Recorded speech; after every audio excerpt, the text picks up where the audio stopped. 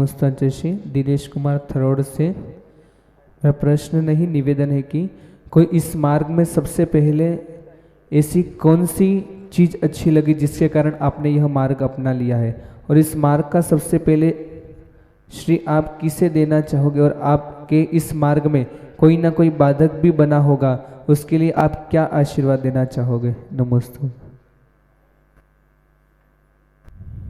This is my privacy.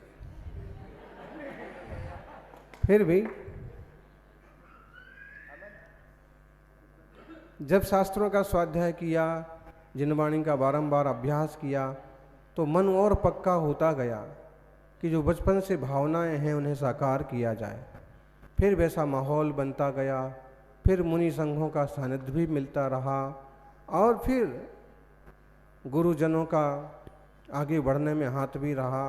Vidyasagar ji महाराज, विराग सागर जी महाराज, क्षमा सागर जी और अनेक छोटे साधक भी सहयोगी बनते रहे, और गुरुवर तपस्वी सम्राट ने तो निहाल कर दिया। अब साधक भी बनते हैं, बाधक भी बनते हैं, वो भी चीज़ें हैं, लेकिन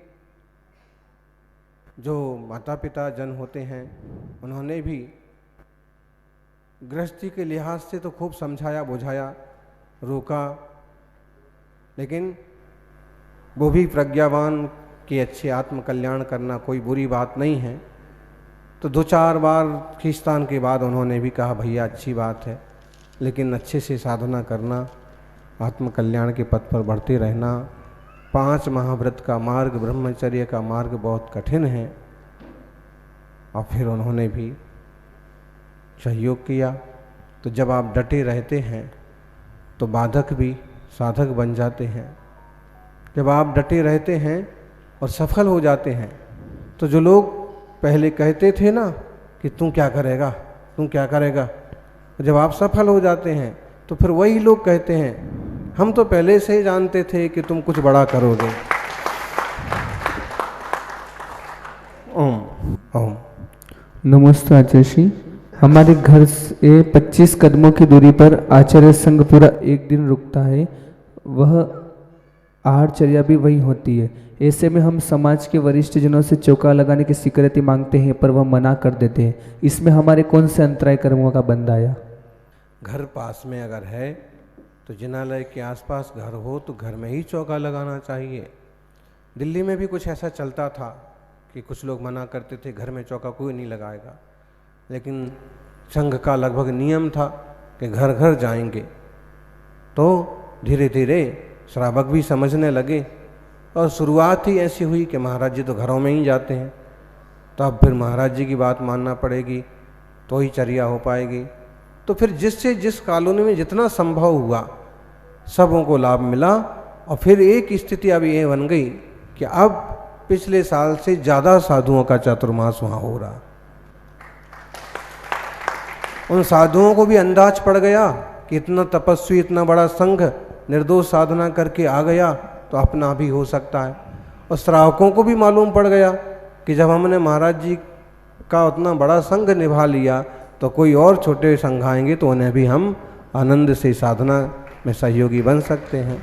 घर घर पड़गाहन हो गया। लोगों ने अब छोटे मोटे कुएँ खुदवा लिए कि इन्होंने बरसात का पानी स्टोर करना सीख लिया। तो इस टाइप से कोई दिक्कत नहीं है, मना नहीं करना चाहिए। किसी को चौका लगाने के लिए कभी मना नहीं करना चाहिए, भले उसके यहाँ साधु जाओ मत जाओ, आप मत अंतराय बनो। ओम। नमस्ते आचार्य श्री। विजया गांधी मुंबई से। अगर हम कोई उपवास आदि के व्रत लेते हैं और बीच में मृत्यु हो जाती है तो वो व्रत पूरा होता है नहीं। कोई उपवास आदि के व्रत ले मृत्यु हो जाए, मर गए, अरे कोई बात नहीं, फिर तो उपवास तो कर ही रहे थे, तो आपको उसमें क्या करोगे बताओ। मर गए तो क्या करोगे आप? अब भूत बन के उद्यापन करोगे क्या? हैं? अरे भाई व्रत करते करते अगर समाधि हो गई तो इससे बढ़िया और क्या होगा। अब जैसे 5 महाव्रत लिए, अब 5 महाव्रत पालते पालते समाधि हो गई, अब क्या उपाय है? तो कोई भी व्रत वगैरह लिए हैं और कहीं देह छूट गया तो अच्छा ही है, कोई दिक्कत की बात नहीं है। बस निष्ठा से व्रतों का पालन करो तो विधि पूर्वक मरण हो तो अगले भाव भी सुधर जाएंगे। ओम। हाँ, और किसी का प्रश्न हो तो एक शीघ्रता से खड़े हो।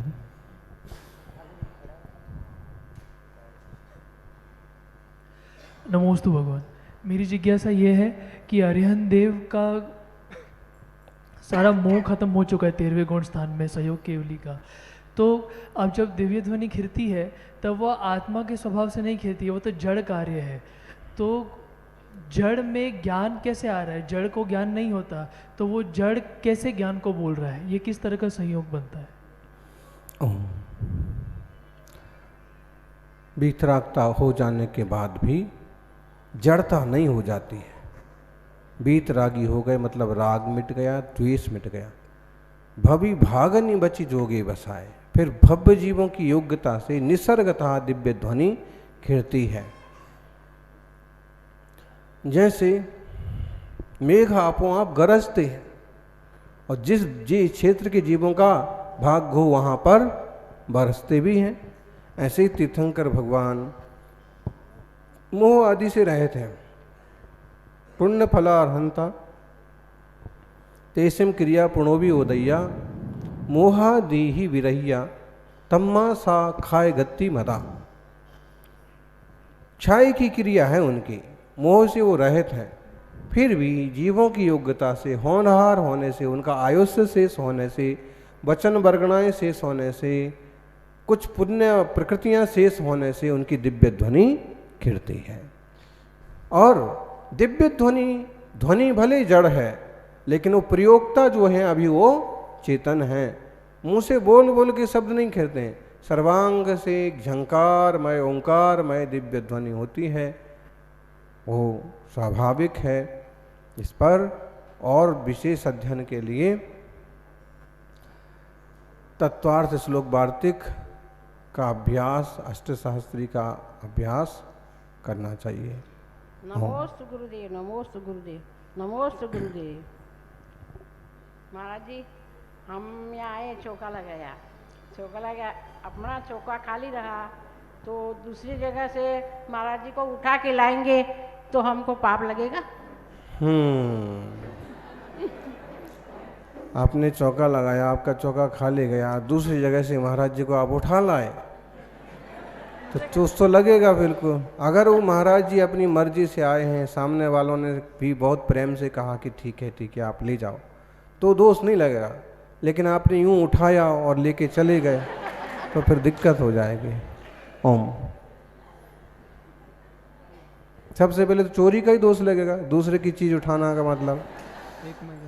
ये तो श्रावकों को परस्पर सहयोग करना चाहिए और सबके यहाँ साधु पहुंचना चाहिए। नमोस्तु गुरुदेव, नमोस्तु गुरुदेव, नमोस्तु गुरुदेव। मेरा प्रश्न है कि महाराज जी, हमारा घर मंदिर से 10 किलोमीटर दूर है। हम प्रदूषण में सुबह रोज जाते हैं, वैसे भी जाते हैं, पर बारिश के दिनों में हम सोचते हैं कि जीवों की हत्या होगी, 4 पहिए वाहन से ज़्यादा जीव मरेंगे, तो हम घर बैठ के करें कि रोज मंदिर जाए प्रदूषण के दिनों में। ये हमारा पर्यूषण में तो रोज जाना ही चाहिए। महाराज जी, सुबह 4 पहिए की वजह 2 पहिए से चले जाओ, पैदल ही चले जाओ, सबसे बढ़िया बात है। 10 किलोमीटर दूर है महाराज। तो क्या हो गया, हम भी तो 10 किलोमीटर दूर चले जाते हैं, फिर तो जाना चाहिए मतलब। अरे अपनी अकल लगाओ ना फिर, कि और कोई रास्ता ही नहीं है तो ऐसे ही तो करना पड़ेगा। हमसे क्यों अनुमोदना करवाते हो? नमोस्तु। नमोस्तु आचार्य श्री। मेरा प्रश्न ये है कि वर्तमान में मनुष्य प्रकृति से दूर क्यों हट रहा है? प्रकृति, प्राकृतिक वातावरण बहुत ज़रूरी है, ऑक्सीजन बहुत ज़रूरी है, लेकिन लोगों को ऐसे लगता है कि सब आधुनिक चीज़ें चाहिए, सब सुख सुविधाएं चाहिए। अब वो ये नहीं समझ रहे कि सुख सुविधाएं कब दुविधा में पटक देंगी, और हर रोज़ सुविधाएं दुविधा पैदा कर देती हैं। अब गाड़ी ना होती तो 10 किलोमीटर जाते थे। आचार्य आदि सागर अंकलीकर महाराज जब गांव में मंदिर नहीं था, जब तक गांव में स्वाध्यायी नहीं थे, तो 4-5 किलोमीटर दर्शन करने के लिए, स्वाध्याय करने के लिए ऊदगांव उदगांव तक जाते थे नदी पार करके, तब तो नदी पर पुल भी नहीं था, छोटा सा पुल था, बरसात आ गई तो तैर के जाते थे। अब गाड़ियां हो गई तो गाड़ी से जाते हैं।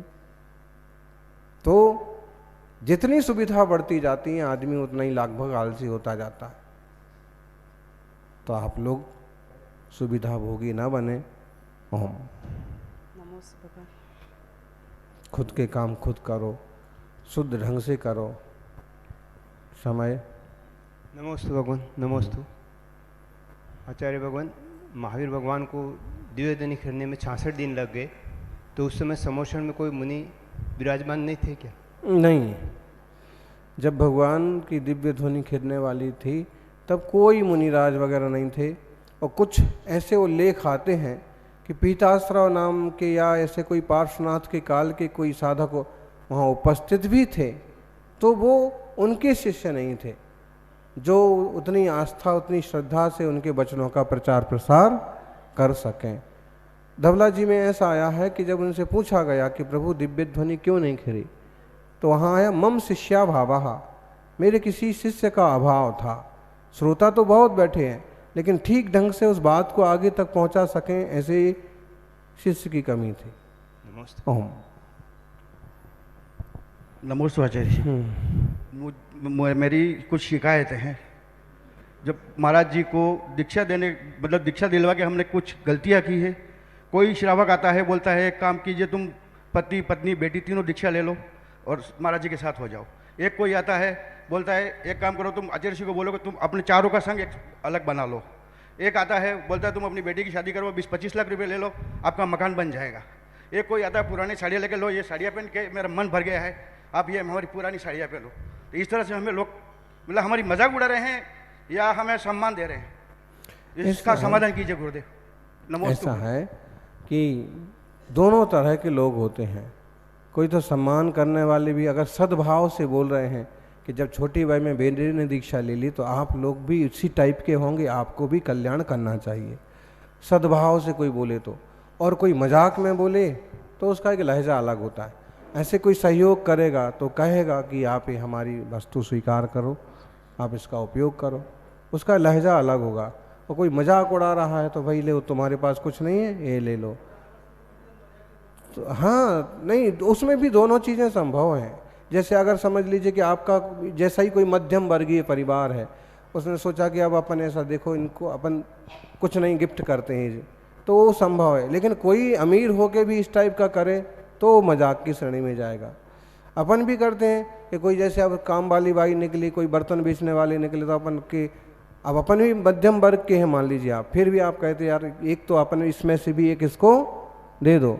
तो ये संसार है, आपकी प्रशंसा करने वाले भी मिलेंगे, आपकी मजाक करने वाले भी मिलेंगे, निंदा करने वाले भी मिलेंगे। बुद्धिमानी इसी में है, सुनो सबकी करो मन की, किसी की माथे पर लेने की ज़रूरत नहीं है। कई बार तो साधु अच्छे काम कर रहे, अच्छे रास्ते चल रहे, उसी का ही बना देंगे मजाक की, ऐसा घर में रहते तो ये करते वो करते। लेकिन जिन्हें एक ही भाव मिला है और इस आत्मकल्याण की भावना है, वो फिजूल में उलझते नहीं हैं। ओम।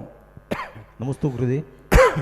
ये घर में जो टीवी चलते हैं उसमें अपन जो शांति धारा वगैरह देखते हैं, उसके साथ साथ घर में दूसरी क्रिया करते हैं तो अवमानना होती है? होती तो है। कोशिश करना चाहिए कि निश्चिंत भाव से बैठ कर के शांति धारा वगैरह देखें। और फिर भी अगर कुछ काम कर रहे तो ऐसे उचित टाइप के काम हों कि जो पूजा भक्ति या भजन सुनते सुनते भी किए जाते हैं। जैसे आप किताबें जमा रहे हैं, आप कपड़े ठीक कर रहे हैं, ऐसा कोई काम हो जो उचित हो। बाकी कोशिश करें। क्या केवली के असाता वेदनीय के उदय से शुदा आदि परिचय संभव है, अतः उनके आहार आदि क्रिया होती है? एकादश जिने तत्वार्थ सूत्र के 9वें अध्याय में एक सूत्र आया है कि केवली अवस्था में भी 11 परिचय संभव है। कैसे संभव है? क्योंकि असाता वेदनीय सत्ता में है। अब असाता वेदनीय कर्म सत्ता में तो जरूर है, लेकिन मोहनीय कर्म नहीं होने से वेदनीय कर्म कुछ काम नहीं करता है। आपको मोह है तो वेदन होगा, मोह नहीं है तो वेदन नहीं होगा। और जितना ज्यादा मोह है उतना ज्यादा वेदन होगा। मुनि को भी मच्छर काट रहे, वो कोई बात नहीं, ज़्यादा से ज़्यादा थोड़ा बहुत हिला दिया, और आपको मच्छर काटता है तो आप क्या करते हैं? अपने ही गाल पर तमाचा मार देते, क्योंकि मच्छर काट रहा गाल पर, फिर चाहे मच्छर को लगे चाहे आपको लगे। तो मोह नहीं होने से परिसहों की उपस्थिति तो है, परिसह की संभावना तो है, लेकिन उनका वेदन उन्हें नहीं होता। इसलिए कहते हैं कि भगवान को भूख प्यास वगैरह नहीं लगती है, सिर्फ असाता का उपस्थिति जरूर है लेकिन उसका वेदन नहीं होता है। इसलिए ना उन्हें भोजन होता है, न कबलाहार होता है, न उन्हें तकलीफ होती है, न बीमारी होती है, और वो तो परम आनंदित रहते हैं। नो कर्म वर्गणाएं आती हैं और उनके शरीर का पोषण आपो आप होता रहता है। इसे न्याय शास्त्रों में बहुत विस्तार से कथन किया है। ओम नमस्ते। श्री अरविंद जैन जयपुर से, सम्य शिखर जी में आदिवासी द्वारा कहा जा रहा है कि पर्वत मरंग बुरु का है, पार्श्वनाथ या सम्य शिखर नहीं। गुरुवर समाज को इस दशा में क्या करना चाहिए? आपसी जो फूट है सब इसका दुष्परिणाम है, और अभी भी न संभले तो और मुश्किल हो जाएगा। एक बात ठीक है, आदिवासी बंधु जंगलों में रहे हैं और पहाड़ों पर रहे हैं, लेकिन सम्य शिखर जी की शाश्वतता और पवित्रता अनादिकाल से सुनिश्चित है। मुरंगबुरु पहाड़ के प्रति, पहाड़ का एक देवता का नामकरण करके, या वर्षों से भी मान लीजिए वो कुछ चल रहा हो, तो एक वो मान्यता हो सकती है, लेकिन अब राजनीतिक ढंग से जो रूप दिया जा रहा है वो तो बहुत ज़्यादा नुकसानदायक है, आपसी व्यवहार और प्रेम को ख़त्म करने वाला है। ऐसे में वो देवता की वहाँ मान्यता किन्हीं की है, उस पर सोचा जा सकता है, लेकिन बरसों बरसों से, हजारों सालों से दिगंबर जैन, श्वेतंबर जैन, जैन समाज वहाँ पूजा अर्चना आराधना करता आ रहा है। इस पर समस्याएं खड़ी नहीं होना चाहिए। समाज को भी इस पर गंभीरता से विचार करना चाहिए और आपस में बैठ कर के रास्ते निकालना चाहिए।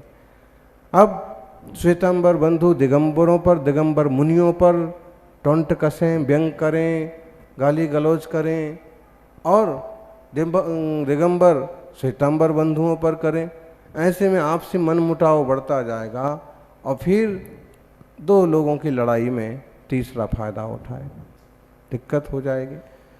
हम सब अहिंसा परमो धर्मा के रास्ते पर चलने वाले हैं।